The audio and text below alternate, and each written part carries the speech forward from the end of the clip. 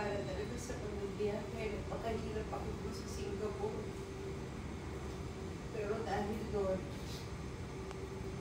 nasira naman yung relasyon ko sa anak ko.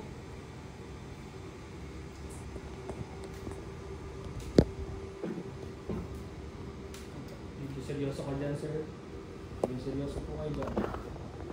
Marinig niyo po yun. Okay. Miss Dot, isang linya lang po. And part 42, action.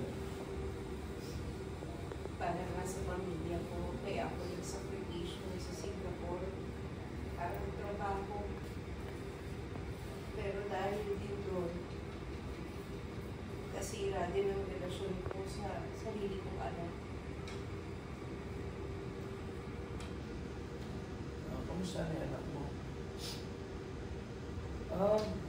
Alam mo, ina-witness ako sa Singapore na isang domestic helper na naman trato ng amo